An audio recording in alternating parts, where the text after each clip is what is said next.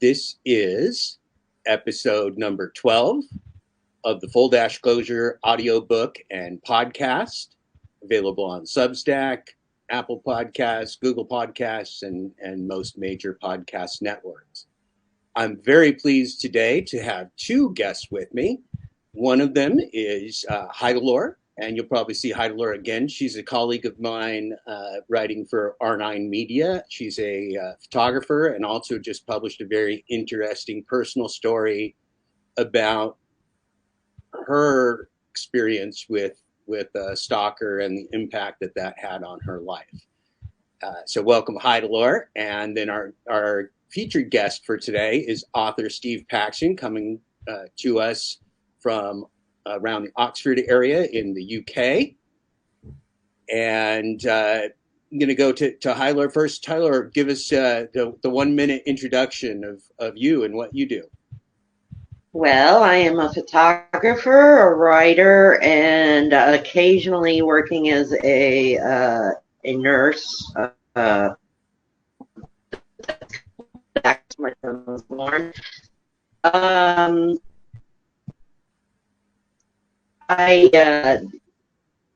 Hello?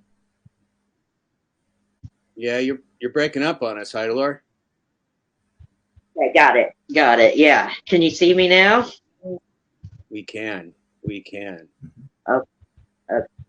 Well, I'm a writer and photographer and a nursing assistant, I should have said.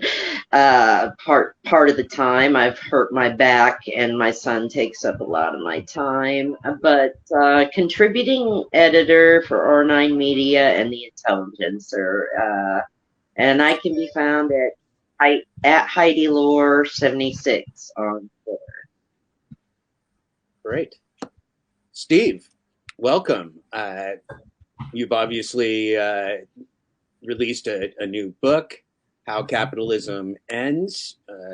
Love the title, and very interested in hearing from you today.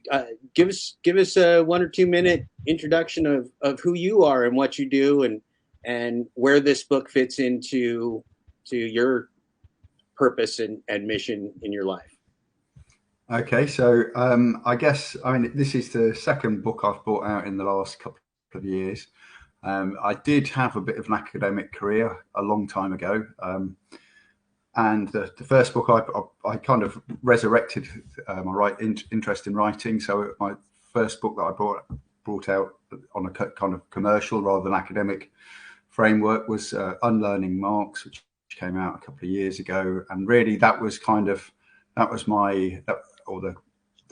something that grew out of my doctoral thesis. But I've been out of academia now for a long time, and I kind of had a lot of other stuff I wanted to say, but I kind of needed to get that out of my system in a way. So I'm not in academia now. I work at various jobs. I tend, if I can, to work white collar in the winter and blue collar in the summer, which seems to be the right way around to do it.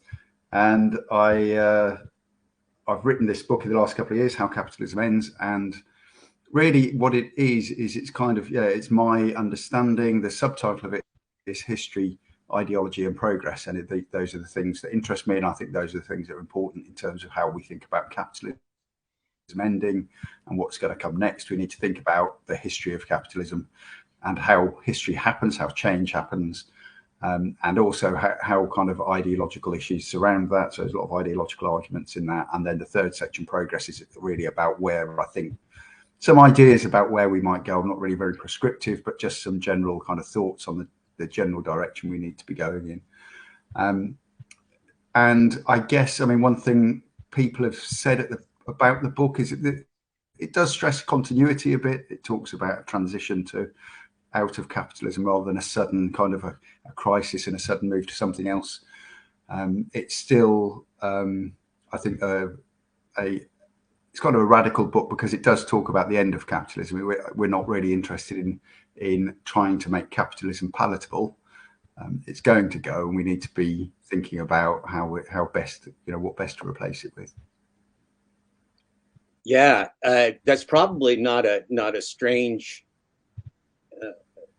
philosophy or a thought process for listeners of this podcast at all, because we share much in common in those aspects. My general take on it, kind of like you, it's a nonpartisan look at it, because you think partisan politics is really just part of the distraction of our world now. But I've looked at it for a number of years as an unstable system, and I've told people it's not a matter of whether we want capitalism to last or whether we like capitalism or even what those monolithic terms of capitalism and socialism or communism mean, because no governmental system is monolithic in some single term definition. But just really the fact that it's an unstable system that we're in today in the empire, your empire and our empire, interestingly enough, and that because that system is unstable, it simply can't last. How do you feel about technology of the modern news cycle notwithstanding, just the general stability of the systems over the last few years? I mean, as you say, it's always unstable. There are always crises. There's always one coming around the corner. Even in periods of boom, we know there's a bust coming, and when there's a bust, we're looking forward to the next boom. But obviously, we know it's cyclical, and that's not going to end. That's not something that you can't have capitalism without those cycles. Having said that, capitalism is quite resilient, and those cycles don't bring down capitalism. They just change it. Capitalists often sort of, one of the main things they do is they've worked out how to make loads more money out of the boom and bust cycle. So, they can jump in after a bust and buy up loads of assets while they're cheap and kind of enrich themselves more than anybody else. So it kind of suits capitalists to have this unstable system. What they don't want is something that's so unstable that it completely collapses. And I think, in some ways, we all can't afford capitalism to just collapse overnight. There are so many, all of the good things that happen in the world, all of the kind of the aid programs and the vaccination programs for smallpox, and all of the education that's going on in the third world, and everything. Developing countries really is a better term than the third world, isn't it? That's a bit out of date. But all of the really good things are happening, and there are good things that are happening. We are as a humanity is capable of these really good humanitarian kind of delivering these really good humanitarian results. Obviously, that's happening kind of despite capitalism rather than because of it.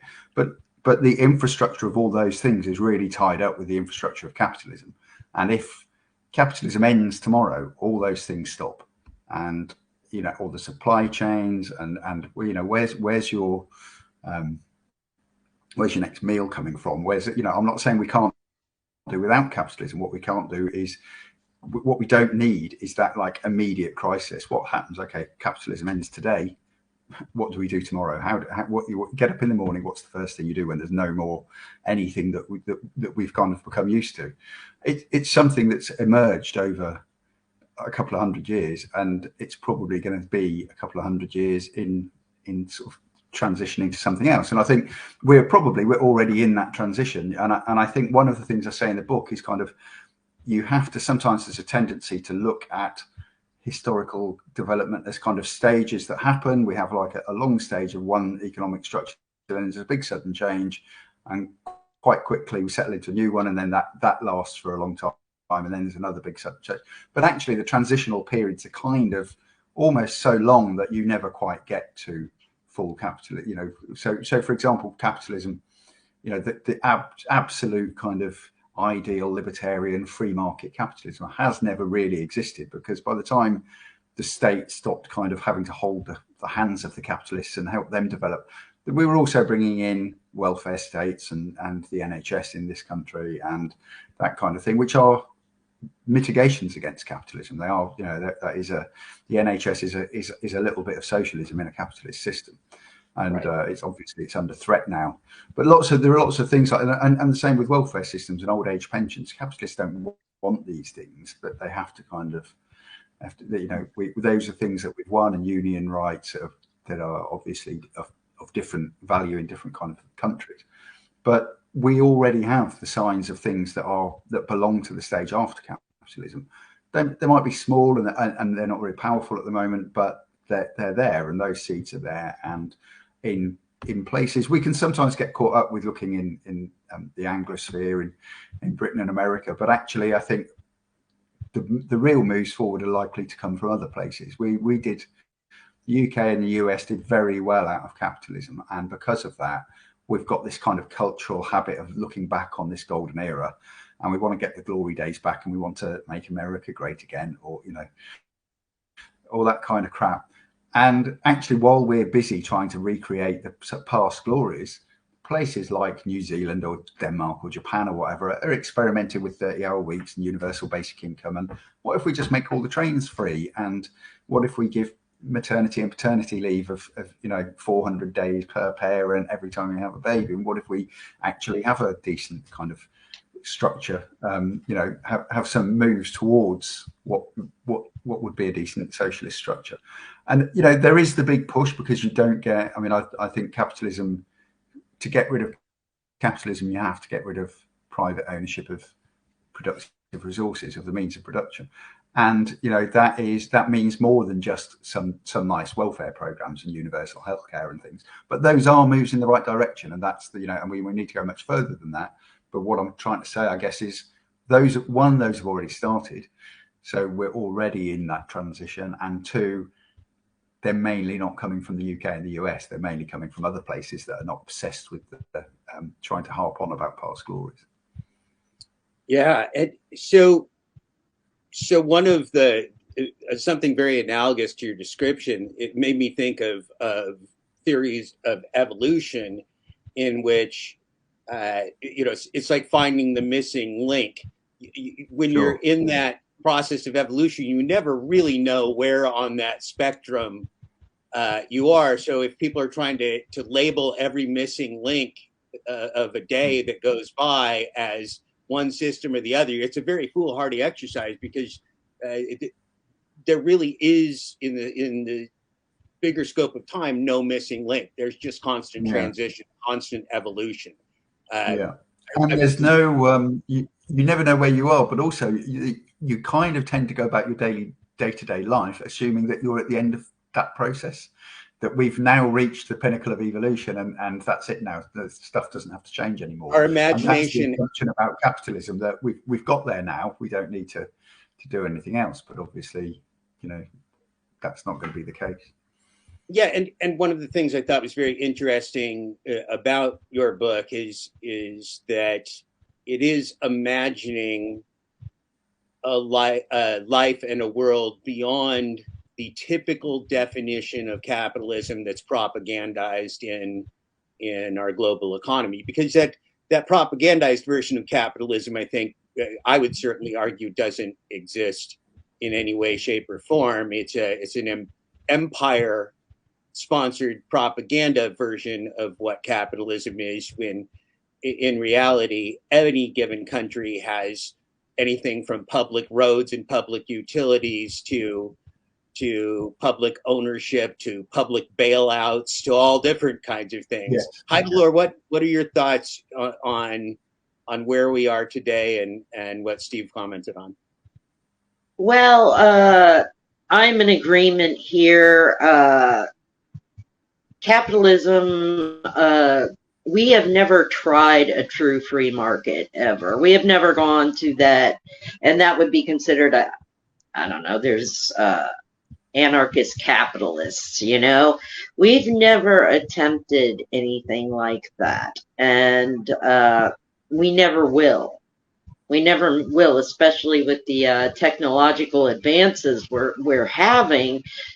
We're never going to have anything even resembling a free market, especially you look at the banks, you look at what's going on here, and you can see it headed. This cannot sustain itself anymore. Just read a little while ago, there was another major train derailment Drinking water is now in danger, and I don't think people want to live like this anymore. So the things we've never attempted, we can't really go back to. So, making America great, we can't do that because it was never really great in the first place.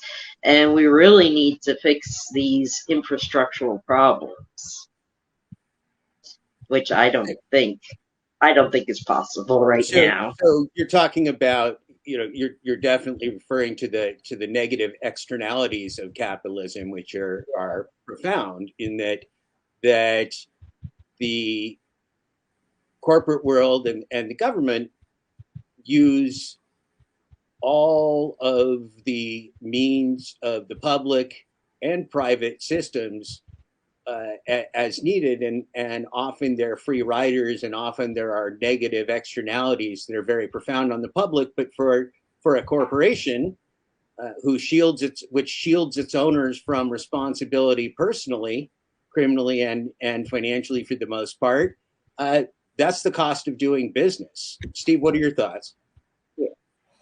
Yeah, I think it's really interesting, actually, what Heidilore was saying about the fact that we never get this true capitalism because it's always kind of mitigated. The free market is never quite the free market.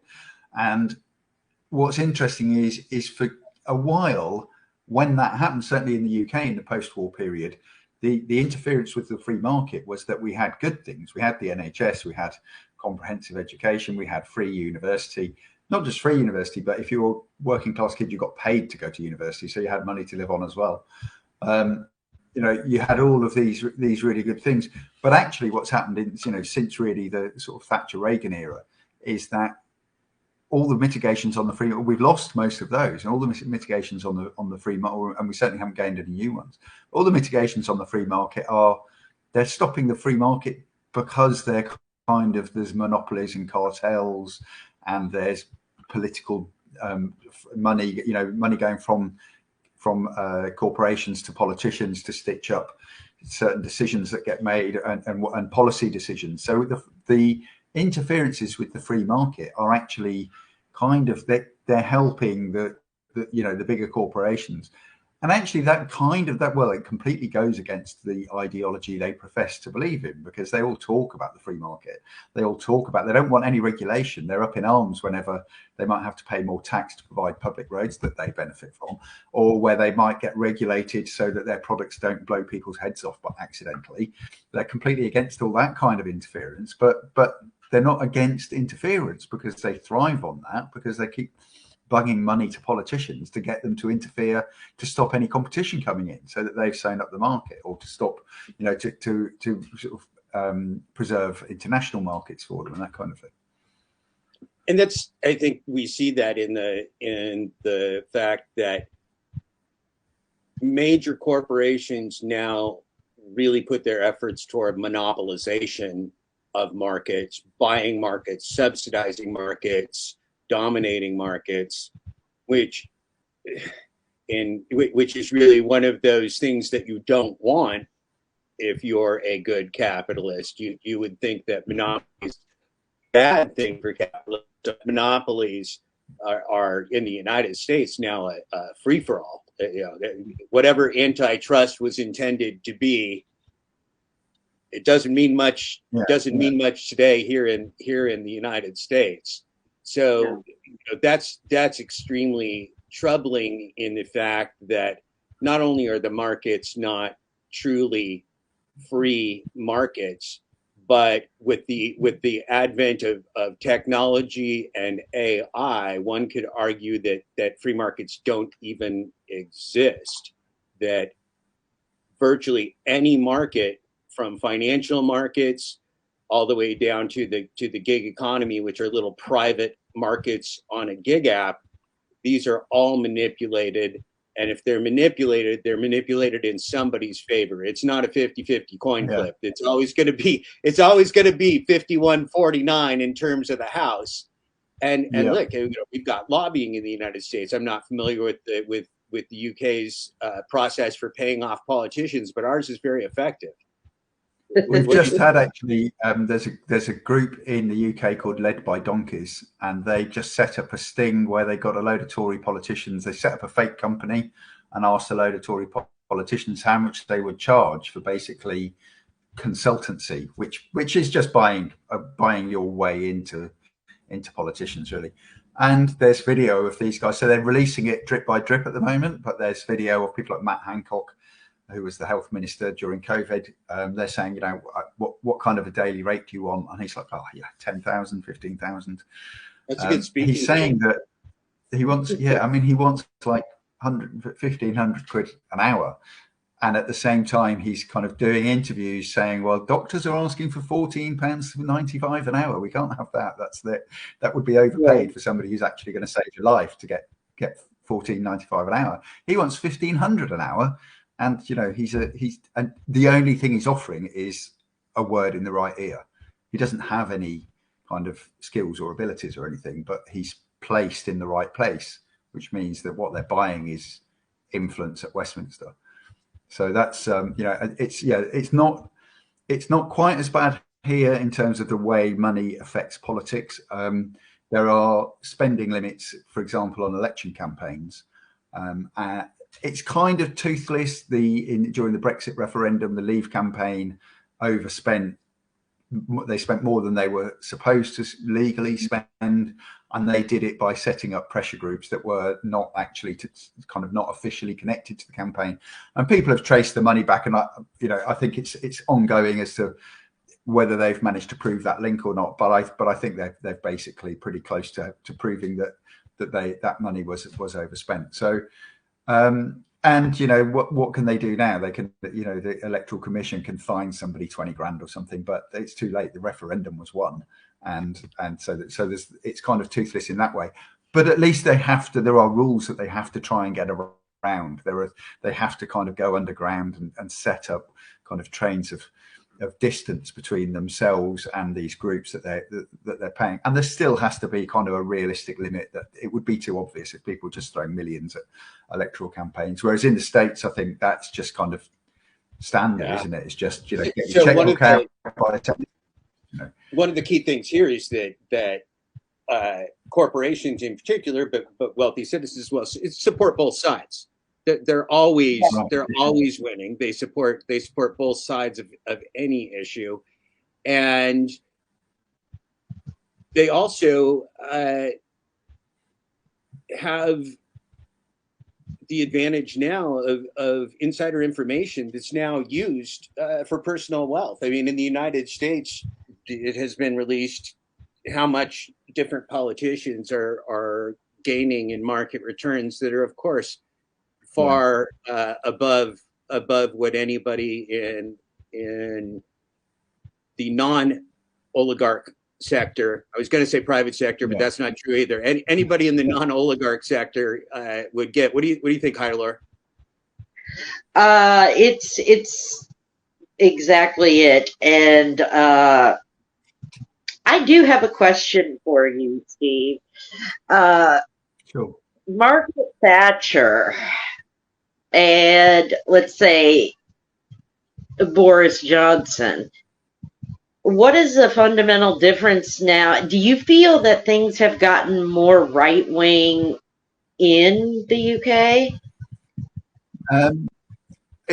Okay, so I guess, no one of our kind of political persuasion that was alive during the Thatcher years thought it would ever get worse. That was kind of, we couldn't believe that it could be worse than that. And there were people who used to set your alarm an hour early so you could hate her for a bit longer every day.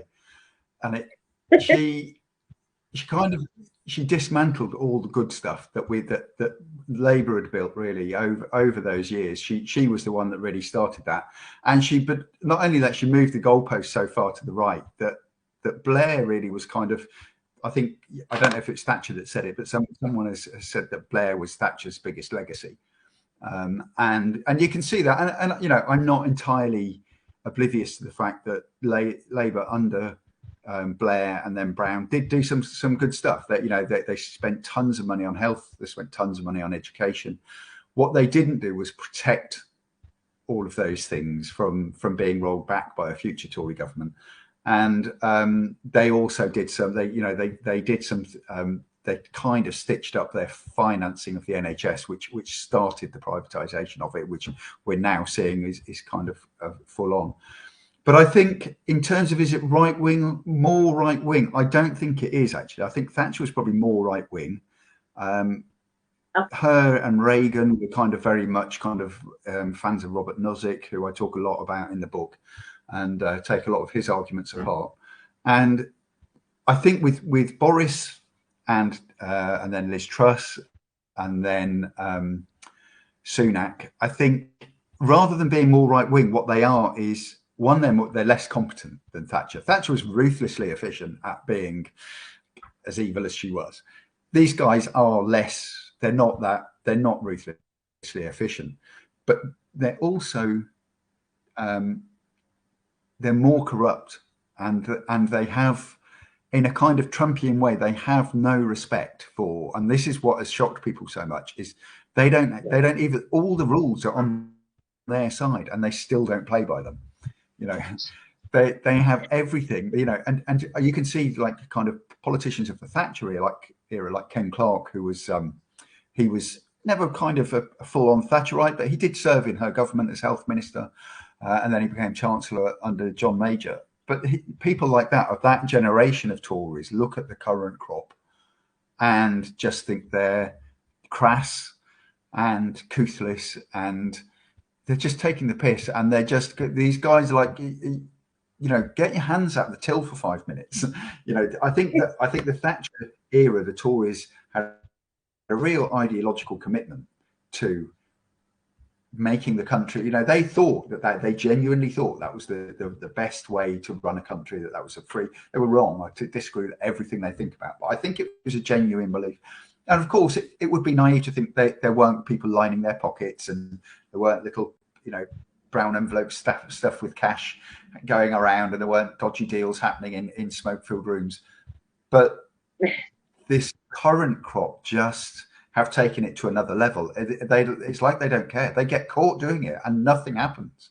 That's the thing. Under Thatcher, Leon Britton had to resign because he wrote a letter to some of his supporters criticising Michael Heseltine, who was the defence secretary. And then this letter became public and he had to resign. In the 60s, ministers used to resign over like the merest hint of a sex scandal or something. And now they can just be serially incompetent. Court outlining Priti Patel had to resign as foreign secretary for lying, and then the next thing she's home secretary, which is a promotion. So Boris Johnson has been fired from 3 jobs, literally for lying, and now we're having like an ongoing inquest about whether or not he tells the truth. And it's not more right wing; it's just more kind of brazen. It's just more brazenly self-interested. I think the same can be said here. Sure. Yes. Yeah. And of course, when the Tories and the Republicans, the further they go, the more they drag Labour and the Democrats with them. So yeah. you get the same happening from the Labour Party. And like you were saying, Jeff, about the people that with the money, they're backing both sides, they're bribing both sides. We've got the Tories trying to privatise the NHS, and Labour Party, the party that set it up, that should be trying to save it. We've got Keir Starmer as the party leader and Wes Streeting, the Shadow Health Minister, both being funded by Armstrong. I can't remember his name, but he's an American, he's a very wealthy American investor who most of his wealth comes from owning private health insurance companies. So why is he funding politicians in the UK? It's because there's a market there that is rife for tapping. Well, for-profit healthcare in the United States is the reason that we don't have healthcare for everyone. There's too much money being made by people that add no value except for skimming and corporatizing the products of human medicine. That's a very bad fit, in my opinion. Want to jump to another subject that that I think isn't often addressed, and that's income inequality, but not just income inequality, but talking about as we look at the end of capitalism, the CEO, one of the CEOs of McDonald's, made about $20 million in 2021. I just read this morning, and then there was CFO and about three other CEOs that each made about $10 million each. And people in the United States have traditionally talked about minimum wage, saying, well, what do you want to pay a burger flipper? I'm going to argue that burger flippers are grossly underpaid relative to a $20 million or $10 million executive. And I think when you look at this, not only are they getting some of their compensation from upping the market value, so they're incentivized to lie and manipulate the market, but they're also, in terms of fiduciary responsibility, grossly overpaying themselves by any other standard, unless you're just part of the organized crime oligarch mob. That's, we can talk about shamelessness, but talk about income inequality from two perspectives: minimum wage, which I've been writing a lot about, and also from the aspect of executive compensation. Because those are really two polar ends of an insane scale right now. What do you think, Steve? Yeah. I think, Robert Reich talks a lot about this, and in the UK we've got it's a campaign called Max 12 to 1, which is arguing to say that the person at the top of a company shouldn't be getting more than 12 times the person at the bottom of a company. And I think that's that sounds like a good start. It's certainly, maybe 4 to 1 would be better, but actually 12 to 1 would be a good start. And I think if you go back to kind of this is one of the things about the Make America Great crowd, is that when they talk about when America was in their eyes great, the ratio between workers' pay and CEOs' pay was vastly less than it is now. It was kind of manageable, maybe 20, 30 times. Now it'll be 400 or 500 times. But that's not what they mean by making it. They don't want to go back to that. That's the last thing they want. That's, Trump doesn't want that. He wants all his mates to be raking it in so they can fund his political campaigning. Yeah. I think, and I also kind of think, when you've got 20 million, what are you doing trying to get any more money? What are you going to do with it? You're not going to do anything with it, are you? Which is kind of why. So one, there's like a human psychological story there about there is a mental illness that people have. If these people were poor people collecting kind of newspapers or plastic bags, we'd call this a mental illness. But they're rich people collecting money they don't need, and it's still hoarding. They're collecting something that is literally of no value to them because they have more than they could possibly logically spend anyway. So there is a kind of there's something's happened in society to, and it's not a new thing, I guess, but it seems to be more widespread than it was, or more extreme than it was at some point in the not too distant past. But I think then there's also well, what about people, like you say, people on minimum wage? So we have a minimum wage here, which is kind of bearable, I think. Once you're over 18, I think it's £9.41 at the moment, which, you're going to struggle. Even two people sharing a flat, no kids, both working full time, that's not really enough. And you're probably going to be relying on state benefits, which means that the taxpayers then are collectively subsidizing the employer to pay shit wages. So that's not right to anyone's benefit except the employer. But then there's always the argument that, but if you pay people more, then the prices will go up and then it'll cost us more. We won't have to pay more tax, but we'll have to pay more in buying all the commodities that we buy. And, you don't have to look very hard at what's going on at the moment in the UK or the US to see that that's just, the inflation that we're seeing is not being driven by wage increases, because wages aren't going up. It's been driven by price gouging by large corporations. That's right. So I think there is a long-term propaganda scam being perpetrated on the world from an economic perspective, in that albeit that human labor has always been one of the more expensive inputs to production, human labor is also seemingly the only variable in the process, when in reality there's lots of variables in production, right? There's marketing, there's CEO pay, there's stock buybacks, there's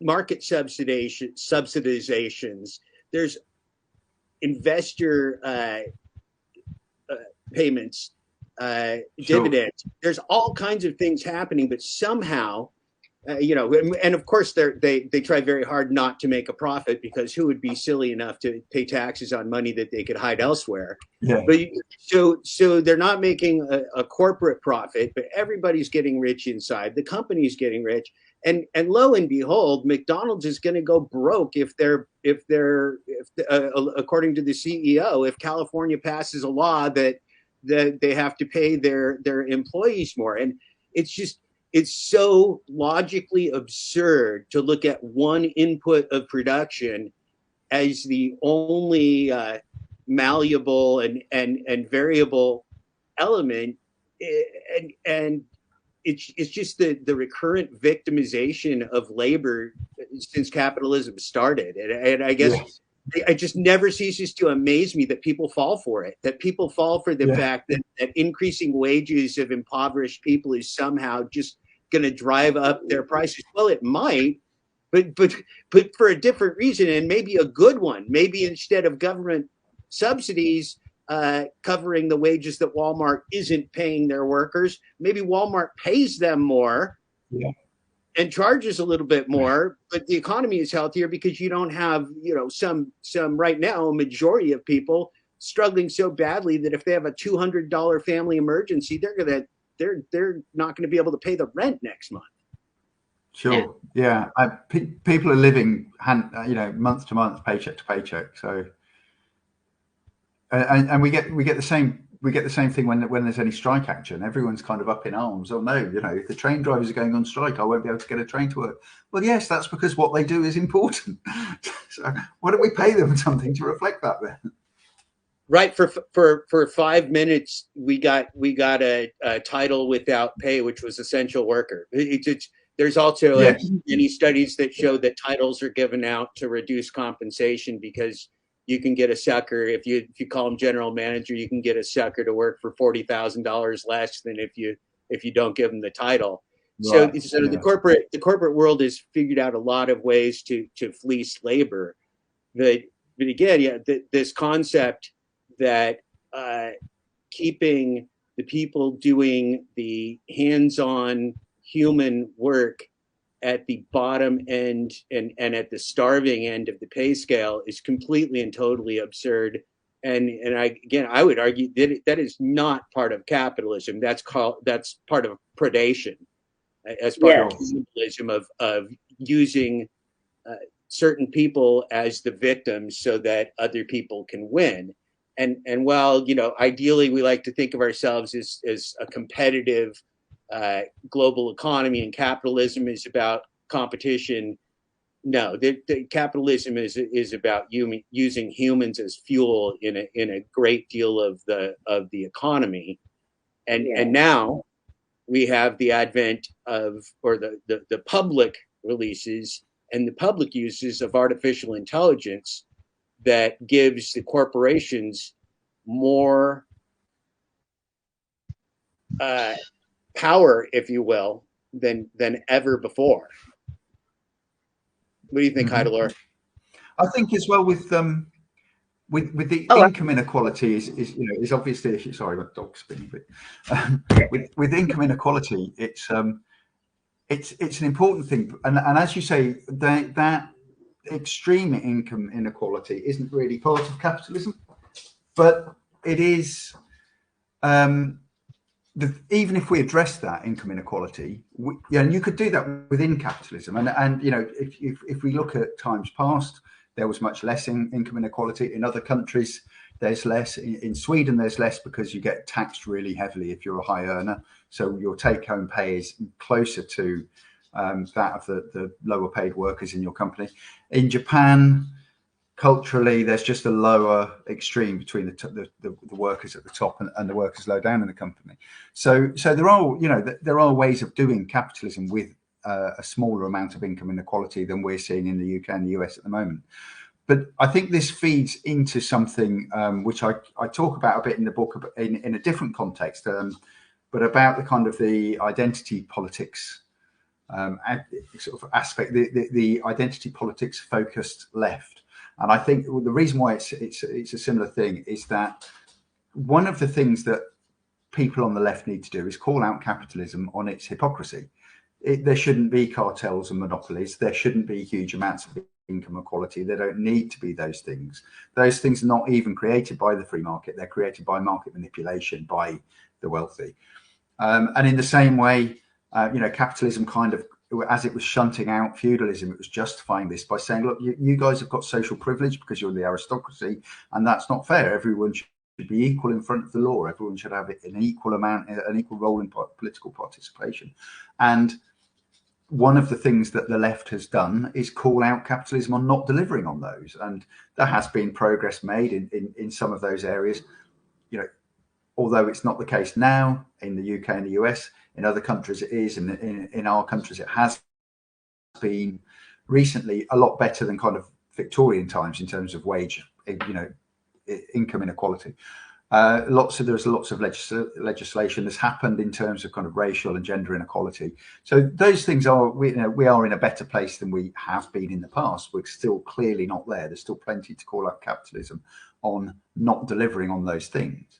But then that's that's where the liberal left kind of focus really. But the socialist left then say, well, yes, all of that, but also there's some other stuff that we need to do, which you can't do within capitalism. Even if you fix income inequality and if you fix racial kind of structural racial injustice and the gender pay gap and all that kind of thing, even if you take the kind of the hierarchy, the pyramid of kind of inequalities within capitalism, and you rearrange it so that gender and race play no role in where you sit in that hierarchy of inequality, there's still a hierarchy of inequality. And as the socialist left, we're saying, well, yeah, but we've got to get rid of that as well. Yes, definitely fix that other stuff, but we also need to move further on. And one of those things, I think, with the income inequality is that we need to move on as well, so that we need to address wealth inequality. And that's one of the, that's the bigger prize, really. Partly it's because we have no wealth. Most of us, we don't have any wealth. We have income, and our income comes in at the month and we spend it. By the end of the month, it's all gone, and then we get some more income, and none ever accrues into any wealth. But the people that have already got a big stack of wealth, it just keeps accruing and accruing and accruing. And that's the redistribution of wealth is what we need, as probably even more than the redistribution of income is the redistribution of wealth. I'm just gonna let my dog out. We're hearing some the groaning. For anyone listening, the groaning was the dog, not a human groaning.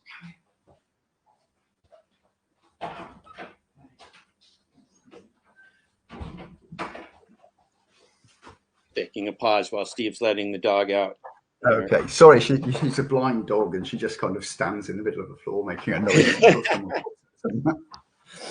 No worries. So yes, that wealth inequality, and one of the reasons that I was so fascinated with how capitalism ends is that the imbalance inequality is actually getting worse with the application of artificial intelligence as a management system for human employees. And we call that the gig economy. And so a lot of the things we hear about are about chat GPT and interactive types of AI. But the real menace right now, and the one that is actually supercharged the metaphorical corporate psychopath, is corporate AI in the gig economy, because now that exploitation that would happen if a chess computer that solved chess plays a grandmaster, is the same exploitation that occurs when a human laborer works for AI. It beats their pants off every single time without fail.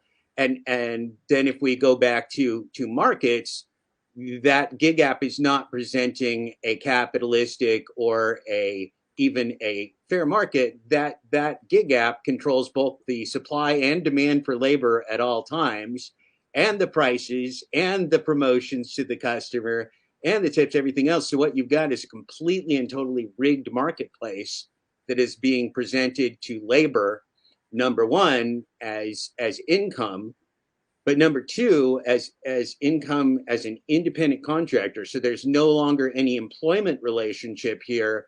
There's only a relationship of work produced, which may sound like some kind of a potential fair trade, but when you add risk and expenses to that of human beings doing the operational work, that transfer of risk, of expenses, and of capital investment is all pushed from the corporate entity onto the backs of the most victimized labor historically on the planet. So we've got a real horror with corporate AI running humans. And I call it, and it's app slavery, because it actually doles out, assigns tasks, and generates activity in the economy in which workers are literally losing money or not getting net income by the time they're doing the task, and they're doing that by multiple levels of deception. This is so in any contract, deception is one way to invalidate a contract, is to deceive the other party about material facts of that contract. So I'd like your take kind of on the market rigging, the severance of an employee relationship into just this pure corporate predator that both corporate AI and the gig economy have wrought on the world. And just a final note, our Goliath has 65% of the U.S. last mile delivery space, called DoorDash, and they are now through the acquisition of Volt Enterprises from Sweden, in 27 nations around the world. In what I call app colonization. So you can now have AI in San Jose, California, running the workforce of a company, of a dictator, of a nation. There really is no limit to that scalability, and it's pure exploitation. So I'd love your thoughts on those things. Sure. I mean, the gig economy and I guess what's come together is the gig economy and the concept of disguised employment. So that used to be called subcontracting here. So years ago, like when my dad started work on building sites, you were self-employed. You had to, and it was called subcontracting. But basically, it was disguised employment. You worked for the same company all year, in the same job. You got a wage packet at the end of the week. The only difference was because you were officially a subcontractor and therefore self-employed, you have to buy all your own tools. You don't get any sick. If you injure yourself at work, then you don't get any sick pay. You don't get any holidays that you don't pay for, all of that kind of thing. You don't get any employee benefits. You don't get redundancy money if the company goes bust and you haven't got a job anymore. And at that time, we had pretty good coverage for all of those things in the UK, but you don't get it if you're in disguised employment, if you're subcontracting, which is what we now call kind of the gig economy, I guess. It's still widespread, and there's still that going on. I mean, my son sometimes works as a tree surgeon, and that's the same deal there. You buy your own chainsaw, or your own safety kit, or your own ropes and everything. And if you hurt yourself, then you don't get any sick pay. There's no holiday pay, So you're kind of that isn't a thing that didn't happen before kind of AI. But obviously, the advent of AI now, as you say, has expanded this situation massively. And so you've got Uber drivers and multi-drop van drivers and a host of other occupations which are being controlled by these apps. And there is no, there's no kind of there's no human element to it. There's no pushback to it. There's no you can't phone your boss up or go into the office at the end of the day and say, you're not giving me enough time to get from drop A to drop B, or have you noticed that diesel has gone up by 60p a litre, or £4 a gallon, or whatever it is. All of these things are making it. I'm now working till 10 o'clock at night instead of 6 o'clock at night, and by the time I've put petrol in the van and paid my road tax, I'm actually losing. I'm paying you to come to work now because and all my money is coming from benefit. So there's no. I mean, the AI is very good at responding to market forces, but the one force it's not going to respond to is employee dissatisfaction. I guess. I mean, does the app, if loads of people leave and no new people join, does the app then start putting wages up, putting prices up for deliveries? If it's getting harder to get labor, it doesn't sound likely to me. There's such a surplus of labor available that nothing that the workforce does in any way, shape, or form impacts the gig apps, because they've got all of the labor they need and more. And so the wages have been constantly driven down while the expenses have gone up. And and inflation, of course, hits that individual worker both as a household and as an individual. And unlike the construction examples that you used, or the many contractors that have gigs today, and gig just means you get paid by the job, right? That's you can be any profession and do a gig. There's writing gigs, and you can write an article and get paid for that writing gig. The thing that's different about those is those are not in an artificial game world in which you're being materially deceived. So what happens in a gig app is that information that is fully available by the perpetrating gig app cartel company is not presented as the offer to the worker. Some type of gamified, gamblified version of that is presented as a, quote, offer, and based upon garbage, unsolvable information. There's too many variables to solve whether you're going to make money or lose money on this, or whether you're going to get surprised by intermittent reinforcement at the end of this task or not. That there's no way to sign a valid contract, because if somebody came to your son as a tree surgeon and said, I want you to do this job, and he gave them a quote and said, "Great, it's in Glastonbury," he would say, "That's no, wait a minute. I did not sign a contract to do tree surgery in Glastonbury. I signed a contract to do tree surgery." Well, this is the equivalent of what gig app companies do as a standard of practice. They don't tell Uber and Lyft drivers where exactly they're going or the exact locations, because in the actual free market, if they told these drivers where they were going and they knew they had to cross the bridge over into Manhattan and then deadhead back, they wouldn't take the job. So deception becomes part of the business model. And I would argue that there's no way you can call somebody an independent contractor if they're in a game world, because in a game world, nothing is independent. This is a rigged game. The map is already drawn. No matter what a human being does, there's a world-class AI behind DoorDash that takes every single move every human could make and simultaneously can predict the necessary outcomes that are next, and how to manipulate that person, and how to gaslight that person, make them desperate, make them take losses on tasks because they've gaslighted them into a crisis. So these are mental abuse, these are financial abuse, they're fraud, and so the scary thing, as you look at 27 different countries, is that this is any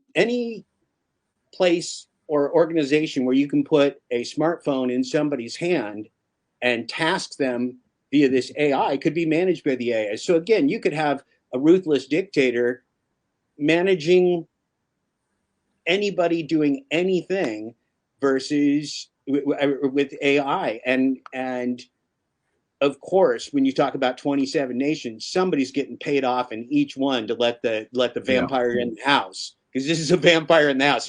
When you let the vampire in the house, it's going to drink your blood. It's going to do all kinds of stuff, and it won't leave. So multiple different countries are being greased to let this vampire in the house, and AI, at least in the United States, is becoming the end of employment. Everything that we talk about when we talk about layoffs and whatever else, they say, well, they'll become gig workers. Well, what is a gig worker? A gig worker is somebody who pays all their own expenses, has no benefits, no job security, no relationship or commonality with the corporation at all. So if that corporation sees its mandate as to maximize revenue for shareholders, and you're not even an employee anymore, we now have opposite interest. My job is to fleece you as an independent contractor to the greatest extent possible. And with AI, I can fleece your pants off, man. It doesn't matter who you are, because I'm not giving you a solvable equation to agree to. I mean, from an economic perspective, how insane is that? Yeah. Yes, and it's I think it's illustrative of the fact that we can't, this is how capitalism deals with AI. AI could be and should be just a gift to humanity. We should be, you think of all the things we could do if the people, if people with the resources to set up AI projects were focused on what good can we do in the world. How can we make the lives of people whose lives are most shit, how can we make their lives a bit less shit? How can we make things better for people that need things to be made better for them? What can we do to make things run more smoothly and more efficiently? Instead of how can we make Jeff Bezos have more yachts? That's what they're tasked with at the moment. And I think, and I say in the book, I think, not just with AI, but the whole history of automation, capitalism does this. And the thing is, people whose lives are blighted by drudgery and toil under capitalism learn to fear the invention of any machine that will mean there'll be less drudgery and toil, because it's going to mean that they've got no job. And actually, if there's stuff that needs doing that's quite unpleasant to do, and we can invent a machine to do it, it means we don't have to do it. This should be a good thing for humanity.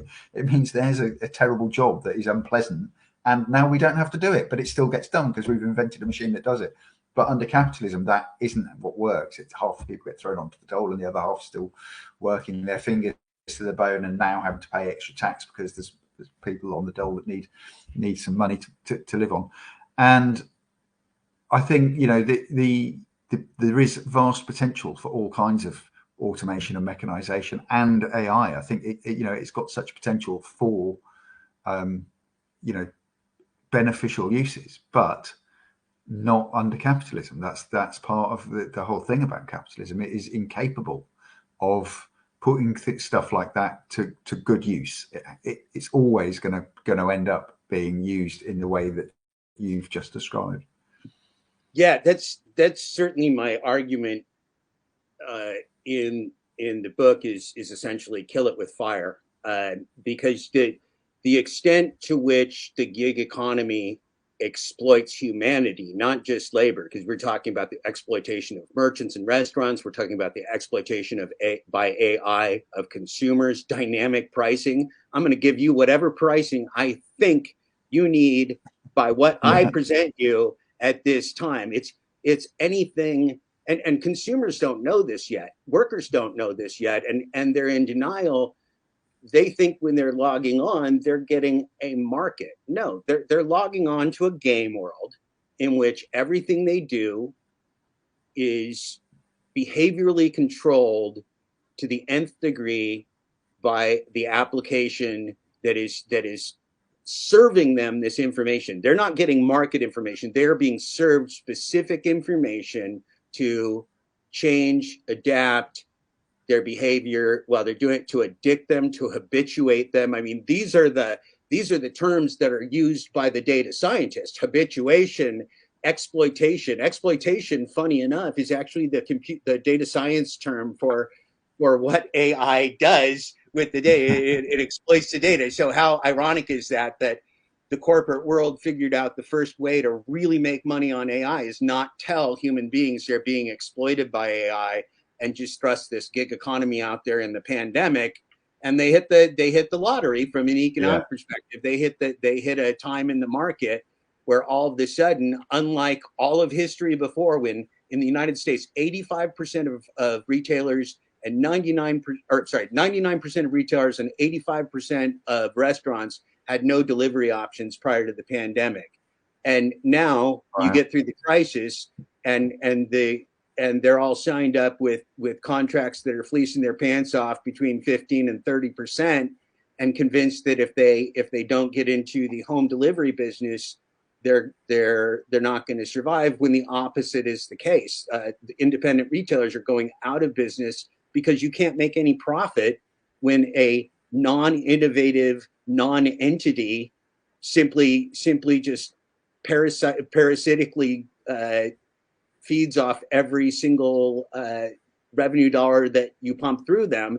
And, I mean, DoorDash will supplant a restaurant's own site with its offer on Google. So, if you want a hamburger at a hamburger joint, you might actually get the order screen for DoorDash before you even get the one for the direct hamburger joint. Yeah. So it's the same in the hotel industry. Level. Oh, I've worked in that for a bit, and it's the same in the hotel industry. That if you search for a hotel, you used to put in the name of a town and a hotel, and you would get up a load of websites of those hotels in that town. But now you get Google Hotels, Bookings.com, Hotels.com, lots of other kind of aggregators. That's right. You're never going to see the Hilton site. Yeah, you're never even going to see Hilton.com. And of course, they make all different kind of collusive agreements that they'll give any given site preferred pricing at some different times. So I think Google Hotels demand that they are the cheapest place you can book a room at any given hotel that's on their scheme. And if you're not on them, you're not coming up on the first result on Google. And if you are on them, you have to sell your rooms through them cheaper than you would sell them on your own site, or at least no more expensive than they would be. But you're giving Google a cut every time. So Google are just that's the benefit of subsidized markets and monopolization, right? Is that it's anti-market. But with DoorDash working to control the global supply of AI for using app slaves and applying gig app technology, they're making sure that everything that happens in the market is strictly to their advantage, and they're colluding with other retailers such that they're helping pick the winners, right? McDonald's is going to win because they're getting preferred pricing over your local restaurant. PetSmart's going to win because they're getting preferred pricing over your local pet store. So there will be no more local pet store. There will be no more, and we're seeing that already. So one of the flip side of this, which I find very compelling, and then I think we're gonna wrap up so we don't go too much over an hour here, is that in destroying the relationship with labor, that's a two-sided coin, because labor is now not going into an office. They have no relationship with the boss. They don't feel like they need to give anybody 2 weeks notice. They have no attachment to anything. So just like they can be severed without cause, labor can disappear without cause, which means, unlike any time before in humanity, gig economy labor is too transient and too disempowered to ever be able to organize. They're disaggregated by design, right? They are ruthlessly disaggregated from everything so that they can't ever coalesce. but the thing that every human has is we have that. You said it in a broadcast I watched. We own 100% of our labor, and that is what we humans. That's just a quote I wrote down from you last night. Yeah. We humans do have an advantage, is that we own 100% of our labor, and we can turn gig apps off. We can just say, this is a fraudulent agreement. I'm being gamed, and I'm not here to gamble. I'm here to work. So I'm turning off your gambling game.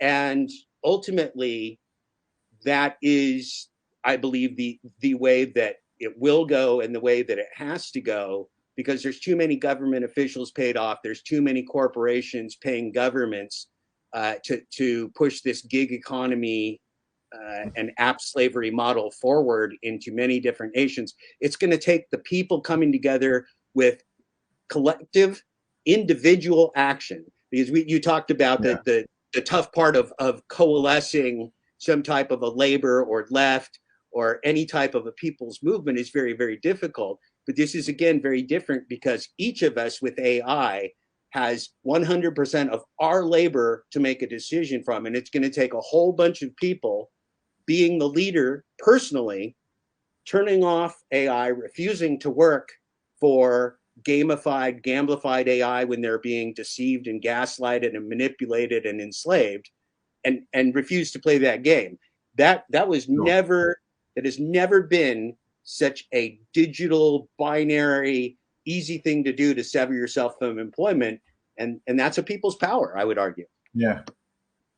Yeah, I think, I mean, the AI is obviously tuned to get the best deal for the company and the worst deal for the worker. But there is a limit to what people will work for, isn't there? However desperate you are, you're not going to go and work for less than you would get on welfare. You'll just go on welfare.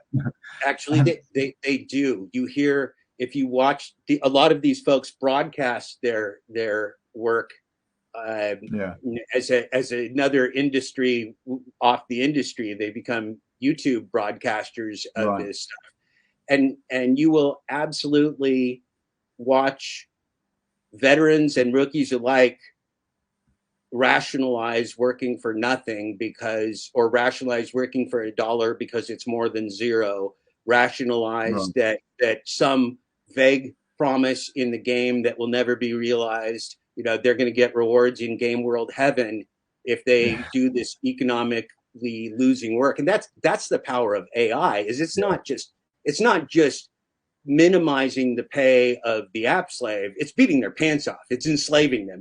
They're losing money. And if they're like me or a lot of other people, this is one of the most dangerous activities in the United States, work activities. 1 out of every 10 Amazon drivers in the United States in 2021 was injured on the job. I'm sorry, 1 out of every 5.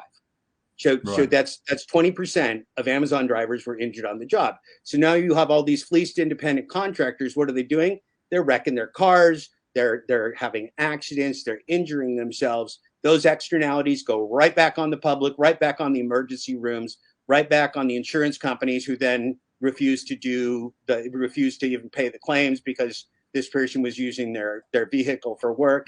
It's such a multi-layered scam on the most vulnerable workers. It's really in my career in business, the most hideous thing I've ever seen, beyond my imagination of the ways that you could exploit humans. And that's, that's my purpose in the full dash closure, is really to focus on this gig economy and make humans informed consumers of AI. Because we're not going to make AI disappear. All AI is not inherently evil, would be my argument. Why was it invented? What is it doing? Who is it helping? What purpose is it serving? If its sole purpose is to exploit humans on behalf of corporations, boy, I'm going to make a pretty vociferous argument that that's really evil, and that should not continue. And again, right now, the biggest problem is that we've got an entire world of uninformed consumers getting their pants beat off. Yeah. I just had a look, actually. I couldn't remember the name of it, so I just had to look it up. Do you know the film Sorry We Missed You? It's a film by Ken Loach, who's a very left-wing director. He did a film called I, Daniel Blake recently. He's been around for years, making good, kind of solidly left-wing films. It's called Sorry I Missed You? Yes, he made it in 2019, and sorry, it's called Sorry We Missed You. And it's about, I don't know if it is actually Amazon are named, but it's a company that are clearly supposed to be Amazon or someone like them. And the guy is on this gig economy van driving job. And it's about, it does have the AI. He's got his little machine that's a handheld thing that's telling him where the next job is and what he's got to do. It's kind of old enough because it's 4 years old now, and so that probably means it was made 6 years ago. That it's less about how AI is controlling him, but more about the very fine margins. I think that he gets an incident where he stops the van, he takes something into an office. When he comes out, somebody's stolen something else out the back of the Exactly. van. Another day, somebody knocks his wing mirror off or something, and this has now meant that he's getting no money. Because he's got to pay for the thing that was stolen, he's got to pay for the wing mirror. He's getting no money this month. Now he can't pay his rent. And it's this kind of snowball effect. It's such fine margins between, you can just about survive in that job, but one thing goes wrong, you're in trouble, and two things go wrong kind of within a week, and you just start in this downward spiral. Stop getting, obligations stop getting met, you get into debt, and then you start, you're chasing your tail, and it all kind of gets worse, and there's kind of family disintegration and everything. So it's a film that's probably worth watching, just in terms of that kind of Amazon driver gig economy idea. And Ken Loach is a great director. His films are usually pretty good. Yeah, and that's I think where people in the community, consumers, and even a lot of deceived gig economy workers get confused, is that these gig apps are not dispatching services. These are not market-based dispatching services like you would have thought of on an old show where they're showing a taxi stand and the boss or the whoever. This is not just a more advanced version of that. This is human exploitation at a psychological, physical, financial, and mental health even level. And the corporations and businesses are based upon a risk-reward ratio, right? So in theory, we're supposed to, if we take a really high risk, we're going to want a better reward at the end because, we might not meet it. Or if we take a really low risk, we're going to accept a really low reward because we're going to expect that reward. Well, what did the corporations figure out how to do? They transferred the considerable accident risk. So the insurance risk. They transferred the inflation risk. So now inflation doesn't hurt them because they're not making capital investments. It's now the fleeced employee that's making the capital investments in the car, and the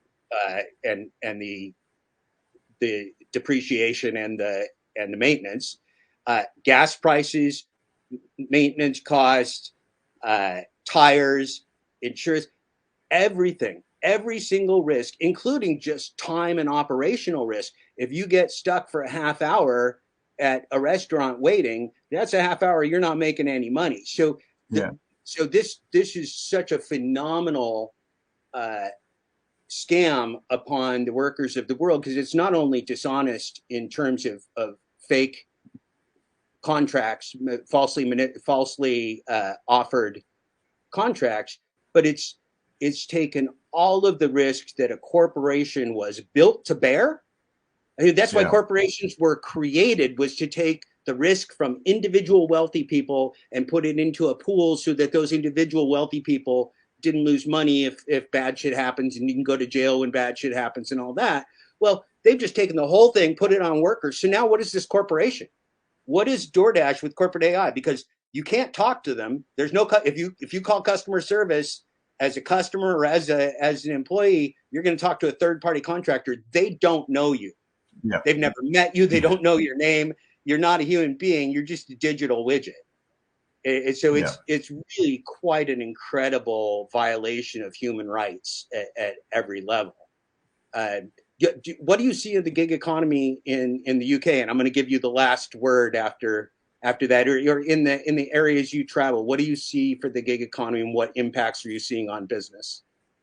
I think it's less prevalent here than it is in the US. Part of that is that we still, despite another whatever it is 13 years now of Tory government, we still have some labour laws in place that, and we still have we still have benefits and things that are in place. So you can get which are under attack, constantly under attack and being shaved off. And I'm not at all going to imply that the amount you get if you're on in-work benefits in the UK is a kind of a livable amount, but they are there. And so there's a minimum wage, which is £9 an hour, and there's then there are in-work benefits that you can claim if you've got kids or whatever that can contribute towards feeding your family and paying your rent. So while those are not great, I think people are less vulnerable here than they are in the US, where many of those things aren't in place. The problem with the hourly rate is that only counts if I'm offering you an hourly paid job. With the gig economy, of course, you're now self-employed. It's your problem if you don't make any money. You can't come to me at the end of the day and say, I've worked 8 hours and I've only made £5. I need another, I need another 75 quid off you to get me up to the minimum wage. That doesn't happen. You can, to some extent, go to the benefit system and say, actually, I'm not getting enough to live on. I need some more. But that is slow and cumbersome and difficult. And even if you get the best result out of it, you're still very poor. But you're perhaps not as destitute as you might be in the US if you're kind of completely at the mercy of the gig economy. I think we've also, because we've had Brexit, we've got a labour shortage. So people aren't taking the worst jobs because there are better jobs around, because we do have a labour shortage here. So many EU citizens went back to the EU. Not even so much. Brexit happened, the referendum happened, and people knew that there were going to be changes, and some people left then. But then it took 5 years, 6 years, whatever it is now, of negotiating to get what the actual deal was. The actual deal that's come out of it is even worse than anybody expected. So even more people have gone home. But also, I think there's been a kind of a sea change in attitudes. There are things that, that for me, I was born in the middle of the 60s, and for most of my kind of adult life, of course, there's been racism and xenophobia around, but you kind of got the impression it was gradually getting less and less. It was diminishing. Even if people thought it, they didn't say it. If they said it quietly under their breath. And then suddenly after the referendum, it was like, well, everyone's got license to just be an arsehole now. And many people just took that offer and did that. And I think a lot of people that were here working in the kind of jobs that now don't get filled, just thought, I just don't, I don't feel welcome here. I don't feel like I'm wanted it. I'm going, and so it's kind of quite an exodus of people. And as a result of that, we've got labour shortages. And so it's quite hard for those kind of AI gig economy levels of exploitation to take hold. They will do, no doubt, at some point, but probably, there are particular circumstances in the UK that are just holding those back for the time being. Give it another 5 years and, it will probably be a very, very similar story here to what's happening in the US, and obviously in plenty of other countries as well. And I would say further that politicians either don't understand or don't want to understand how corporate AI actually works, because they're being paid not to understand. In an artificial market, in a gamified market, you can't legislate because there are no rules. Anything, sure. One thing that does happen occasionally here in the US is a big city here and there, Seattle or the state of California or some locality will challenge this from a local perspective, and the companies, the gig economy cartel, will go in there and spend hundreds of millions of dollars shaping the outcome to what they want it to be. Which of course is again always in their favor. There's a couple. I think Seattle is known for a fact where they kind of actually set up a minimum wage system. California passed a referendum that was sponsored by the gig economy companies where they set up kind of a minimum pay system. But those are a fraction of the markets. And of course, by fighting every one of those tooth and nail, DoorDash and the other gig economy cartels make sure that nobody does that on a national level. Nobody does that on a global level. So the level of exploitation of the workers is simply not even on the map for politicians.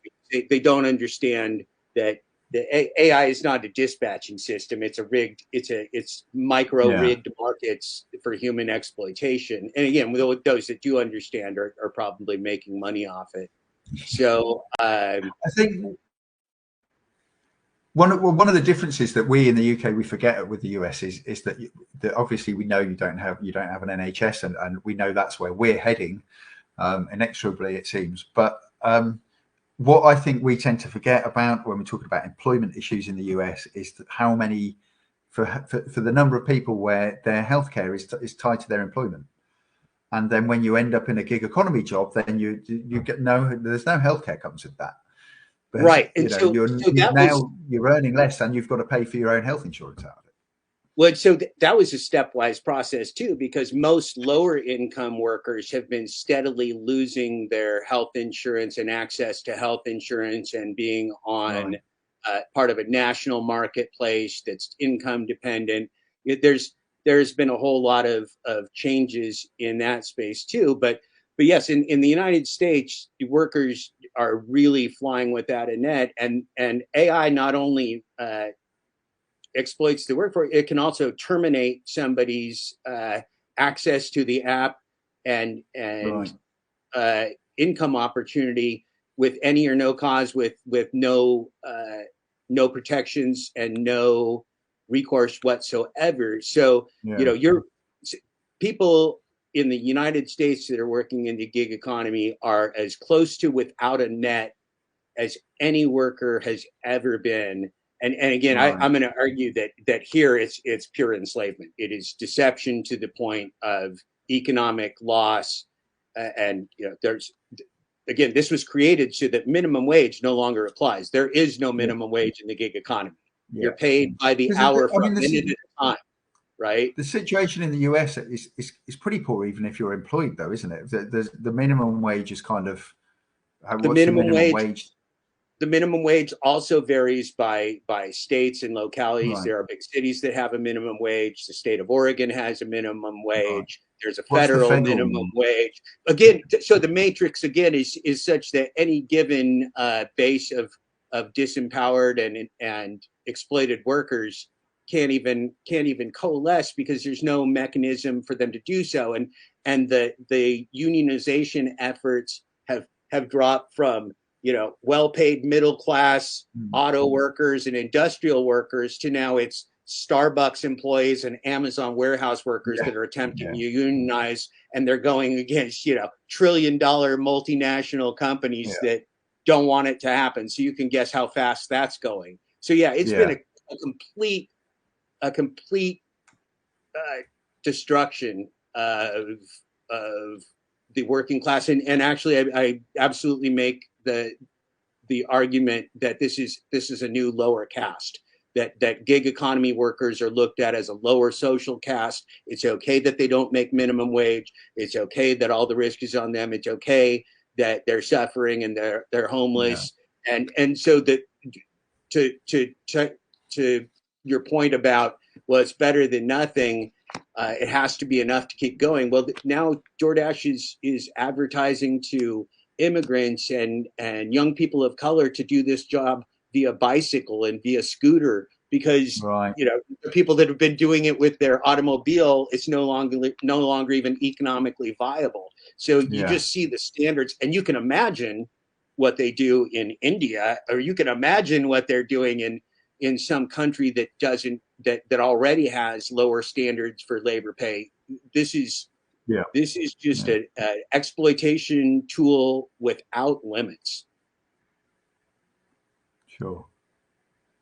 So, Steve, I want to thank you, give you a chance to talk about your book, how people can get your book, where people can find you if you want them to find you on social media, and give us a rundown of what you're doing. Okay, so I'm also the book. I've got a copy here. I never do that thing where it's all on the bookshelves behind me, but that's what it's like. Right. and it's available kind of everywhere. I normally recommend people to go to bookshop.org because they support local bookshops. So you can go and buy it from there, and you can nominate a local bookshop that gets a little I'll bit of put that money link for in. it. But better than buying it from Amazon. And there's a UK version of that. And in the UK, there's also a company called hive.co.uk that do the same thing. You nominate a local bookshop and they get some of the cash. Okay, If so failing that, Waterstones, Blackwell's, or someone, last resort, it is at Amazon. And to be fair, it's probably cheaper at Amazon and free delivery and stuff. So if people are broke, I certainly wouldn't criticize anyone for taking the cheapest option of any particular thing they want to buy. I think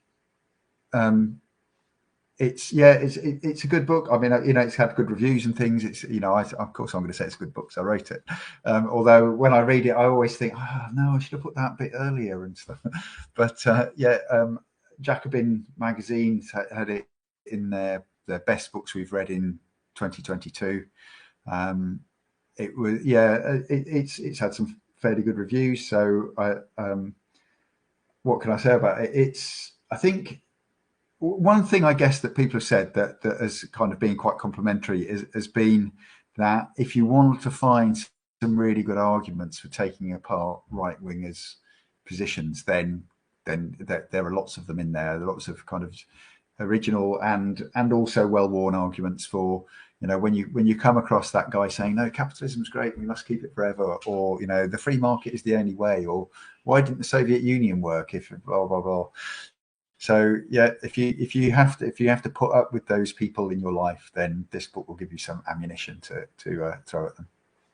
Yeah, I really enjoyed the style. My comment to a number of people has been that I like the way that you take people through a heuristic process of our current state, our history, and then moving forward, how it fits together and what can be done. I really think that's the type of writing that people need today, is not just a bunch of statements, but a case of why those statements can be seen as true and credible, the sources that they came from, and what we might be able to do about it. So I very much appreciated your work on that, and it's been great talking with you. For everybody on the podcast, if you notice the disappearance of Heidilore, she had technical problems. I apologize. So she disappeared on us. But thank you again, Steve. I know it's getting late over there in the UK. And great talking with you. And I hope we can do it again sometime. Sure. Yeah, I'd love to.